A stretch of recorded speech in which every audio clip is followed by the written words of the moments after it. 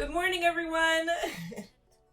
It is so good to see everyone this morning. Hello, Mani. Hello, Tanya. Hello, Felipa.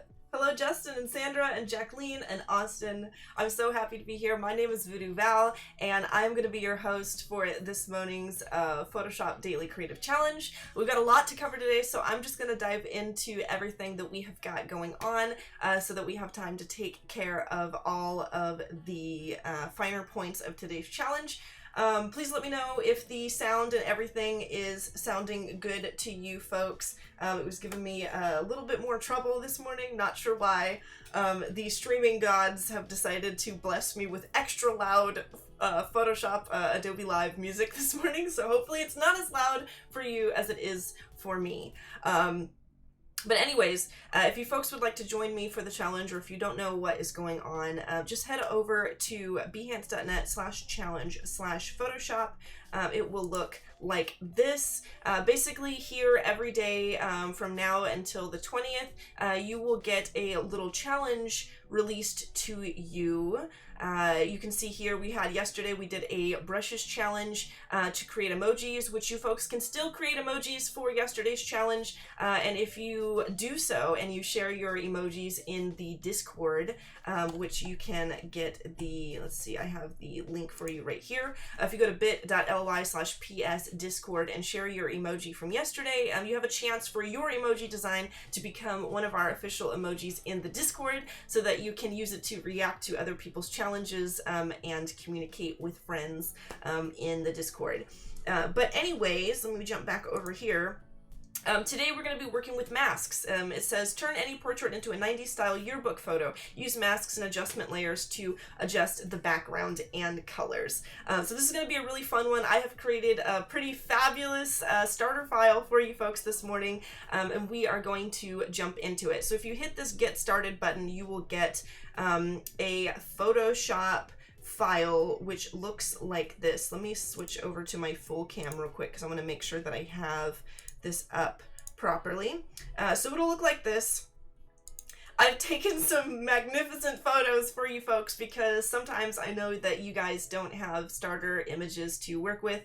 So this is my 80s, 90s style portrait that you all can use to do today's challenge. And basically what we're going to do is we're going to put this to a background. We're going to superimpose another awesome image to the background and add an awesome laser pattern in the back. So here is how we're going to do this.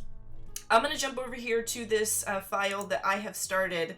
We're going to basically be creating this right here. I'm going to go ahead and delete these real quick because we are going to actually let's delete all of these. I'm going to open up my files and I'm going to drag in my new images to start from scratch here, like so. So I'm going to go ahead, enter and enter, and I'm going to start working with this first image here. So I'm going to actually hide this one right here, and I'm going to focus on this.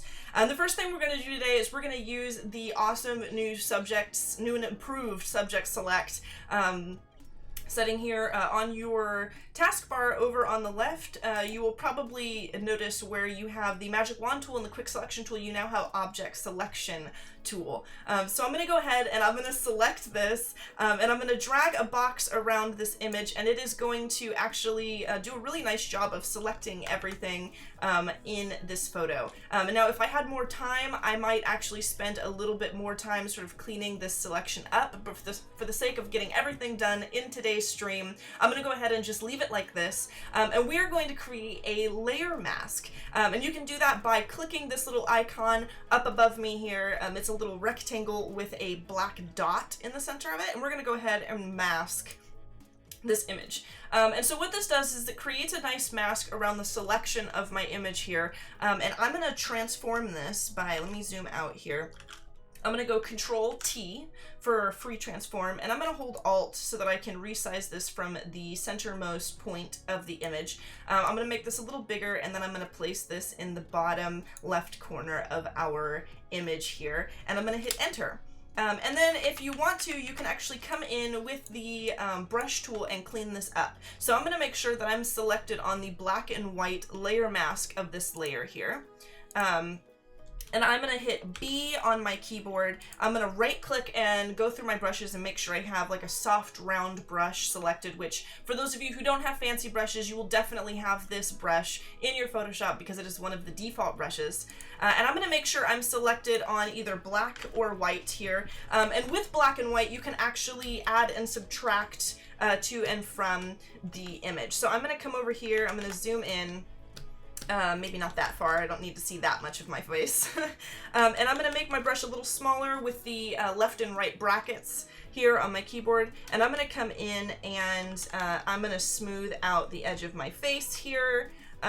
Again, this is something that I would spend a little bit more time on if I had all the time in the world, but since we are limited and I have some other extra fancy things to get into with you folks today, I'm just going to keep it very simple. I'm going to go smooth the edge of my face there.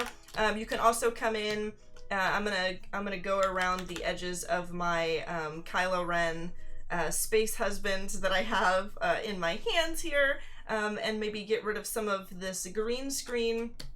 Another thing that the wonderful and amazing Tim pointed out today is that if you do have an image like this, or you're using my photos today, you can actually clean up that spill from my green screen in Camera Raw, if you like. And I would demonstrate that, except that we have another extra special thing planned for the end of the stream that I want to make sure I get through.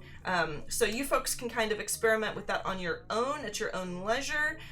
Or perhaps you're not using the images that I've supplied and you don't need to do this because maybe your pictures are a little more high quality than mine. But I'm going to clean this up just a little bit. That looks good to me. And then another thing I'm going to do is I'm going to, instead of going through and erasing parts of the hair out from the edge here, since there are bits of green in the hair, I'm actually going to use a clipping mask. And how I'm going to do that is I'm going to go Control-Shift-In to create a new layer, and I'm going to call this hair color. And I'm going to hit OK. And then I'm going to hold Control and I'm going to click this layer mask. So that's going to give me a selection of that mask that we've got going, which is great. And then I am going to hold Alt and I'm going to select a color from my hair. I'm going to hit B to reselect my brush tool. I'm going to make it a little bit larger. And I'm going to go around the edges of my hair with the color of the hair here, like so. Maybe make my brush a little bit smaller, get in here to these small areas. And I'm going to color that up like so. And then I'm going to come up here to my my blending modes, and I'm going to scroll all the way down to color, like that. And I'm going to hit Control D for deselect, if I can, like so. And then I just have more hair color mixed in there instead of that green. So we have half of our image done here, and now I'm going to show you how I superimpose that other image of me in the background. And we're going to use another mask. So I'm going to unhide this image like this. I'm going to select that layer, say Control T to transform. I'm going to right click my image and I'm going to flip that horizontal because I want it to be facing the other direction. I'm going to hold Alt and I'm going to drag this out so that I'm again resizing from the centermost point of this image, and I'm going to bring it up here to where I think it sits best. Maybe I'll make that just a tiny bit smaller, like that. I'm going to say Enter.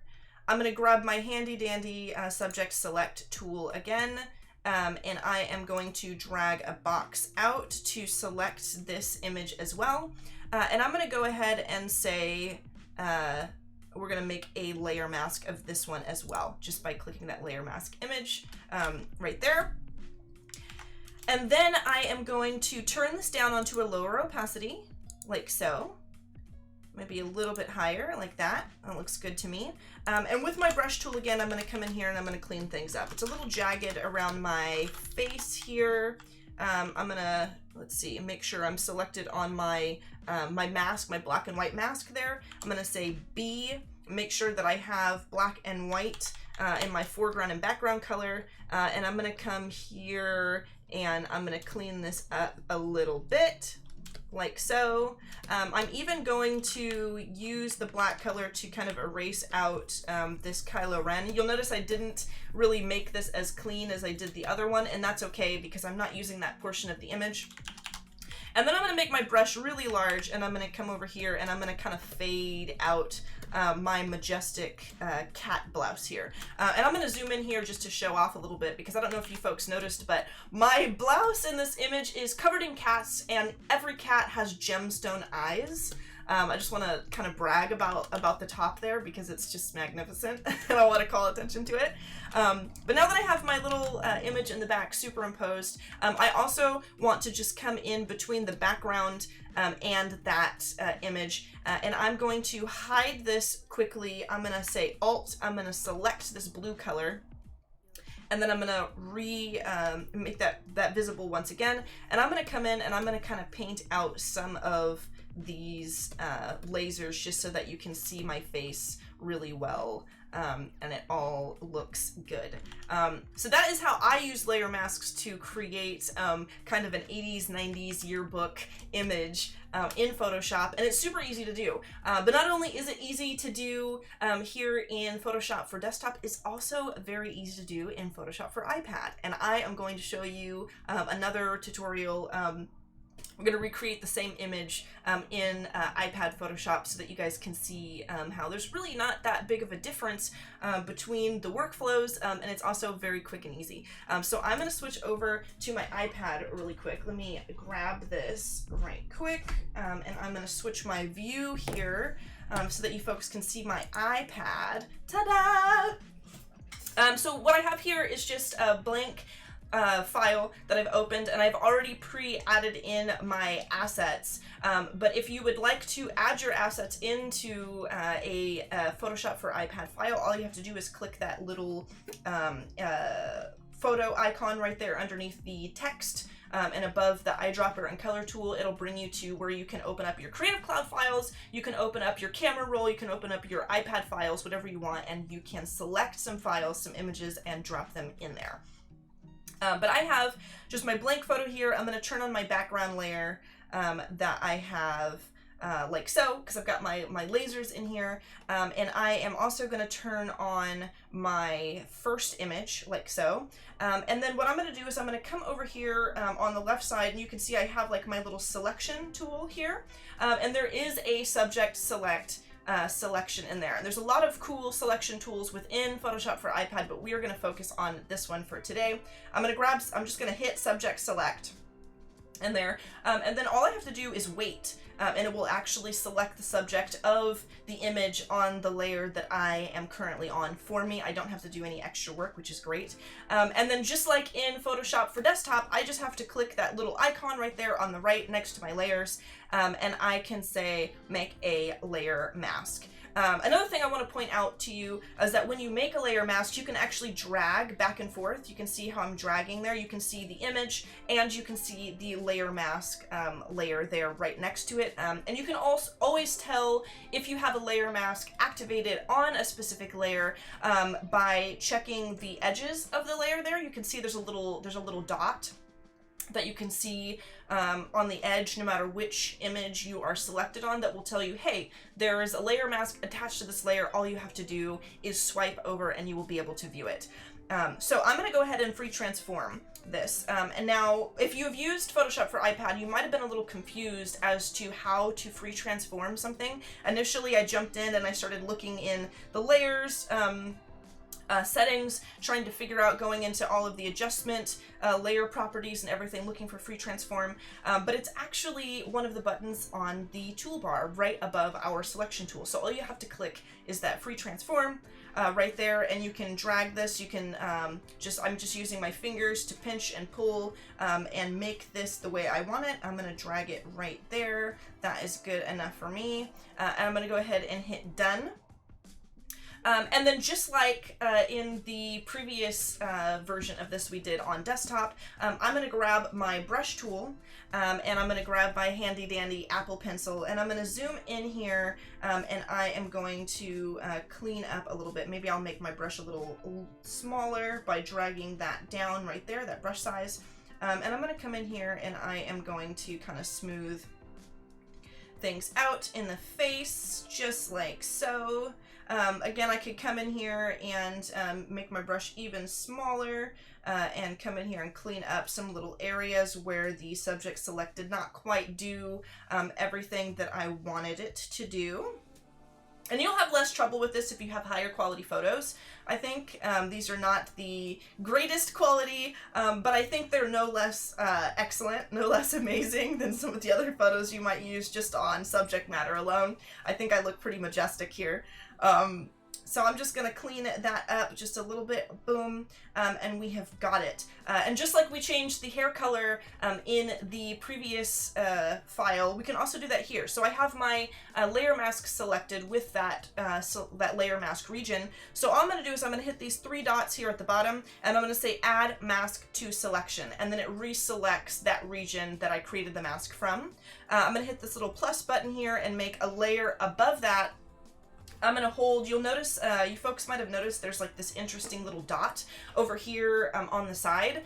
And this is really cool because whenever you're using a tool in Photoshop for iPad, you can have secondary little effects and tools attached to this little helper here. So if I hold that down, you can see in the top right corner, it says that it's changed my tool to the erase tool. So if you're using a brush, you can be painting and then hold it down, it instantly is erased, so you don't have to go over and get your erase tool. But you'll notice it becomes larger, and if I drag my thumb or finger into that secondary ring, it actually changes to the eyedropper tool, which is very useful. So I'm going to select a color of the hair there, and then on this new layer, I'm going to, actually, let's make my brush a little bit bigger. I'm going to come over here and I am going to paint in some color because we're going to change this green color rather than spend the time and to select around pieces of the hair. And I am going to, let's see, leave it like that. That looks pretty good to me. And then I am going to hit the layer adjustments button up here underneath the layer view. And then I am going to go down here to blend mode. I'm going to scroll down to color because that's what I think works best in the situation. And I'm going to say color, and it's just going to recolor the hair very nicely. And I'm going to hide that. Again, if you are using Photoshop for iPad, there's also a really neat alternative method of viewing your layers. You can use like the expanded layers view here, which I actually like a lot of the time because it kind of reminds me of Photoshop for desktop, makes me a little more comfortable in the program. So I like to look at this this way, but it's up to you. Your preference is your preference, and you can see here, even though I'm not in that smaller version, I can still see very clearly that I have a layer mask on that one image layer, which is great. So then down here at the bottom, I'm going to go ahead and I'm going to hit deselect. I'm going to zoom out of my image, and then we're going to go over here and we're going to work on this secondary image. So I'm going to select that layer from my panels. I'm going to hit my little eyeball icon here to unhide it. And then I'm going to free transform this image as well. So I'm going to go over here and I'm going to hit free transform. As you can see up at the top next to your done button or your undo and redo, there is a little, a couple of icons here that will allow you to either flip your image horizontal or flip your image vertical. And today we're going to use the flip image horizontal because I want my secondary image to be facing the opposite direction. I'm going to go ahead and make that a little larger and bump that up into the corner right there, like so. I think that's a pretty good size for that, and I'm going to hit done. I'm going to grab this layer, I'm going to hold my thumb down on it and then drag it underneath our first layer. And then I'm going to hit my subject select once again by doing a long press on my selection tool, hitting subject select, and I'm going to wait for it to do its little thing here. Selects everything for me. I'm going to hit that layer mask button again to layer mask it, and then just like in our first iteration of this, I'm going to select my brush tool and make sure I'm on black. I'm going to make my brush cursor a little bit larger, and then I'm going to come in here and I am going to start sort of editing away and giving this a nice fade. I might even make this even larger here. There we go. I'm going to give this a nice little fade up into the expansive laser space in the background here. And then I'm also going to hit that layer adjustments or layer properties button there. And I'm going to turn the opacity of this down a little bit, give it a little superimposing vibe there. I'm gonna hit my little layers options button here, or mask actions buttons here. I'm gonna do add mask to selection once again, because I'm also going to kind of edit the color of the hair here by creating a new layer. Remember, I'm gonna grab my brush tool, I'm gonna hit that button, drag down to change my brush tool into the eyedropper, select a hair color. I'm going to make my brush a little bit smaller here, and I'm going to color around the edge of my hair, like so. Boom, boom, boom. I'm gonna go back into my blending options here and turn that blending mode to color to make that look a little cleaner, like so. I might even just do a slight bit of erasing, which I won't select my eraser tool. I'll just hold down that button there and maybe erase a little bit of that so it's not such a stark contrast to everything, like that. I think that looks pretty good. And then I'm going to do the same thing I did, which is kind of paint out a little bit of the lasers in the back so that you can really see my face in the background there. So I'm going to grab that layer. I'm going to say the little plus button there on the right hand side to create a new layer. I'm going to deselect, zoom out. I'm going to hold my eyedropper tool again and grab some of that blue color, like so. And then I'm going to make my brush larger, and I'm going to paint out some of those lasers so that I can better see my face up here in the vast expanses of laser space. And then there you have it. We've recreated the exact same image that we did in Photoshop for desktop in the Photoshop for iPad. It's really very easy. It's super fun. I know 25 minutes goes fast. Val is at the speed of light in this stream. Oh yes, I wanted to make sure that we got all of this stuff in jam-packed in this one stream so that you folks could see it all.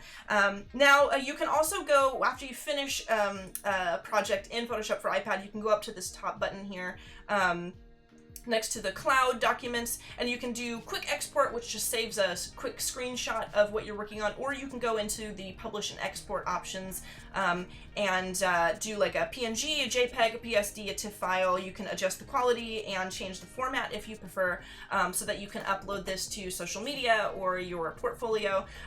But for the sake of conserving time and doing things the quick and easy way today, I'm just going to save and export my original file here in Photoshop. All you have to do is say Control-Shift-S or Control-S, and you can save your file, or you can go up to File and Save or Save As in order to save your file. And then you can come over here to, let's go over to Behance, because we are going to upload this right quick so that everyone can see our design. I'm going to drag my Behance window over here.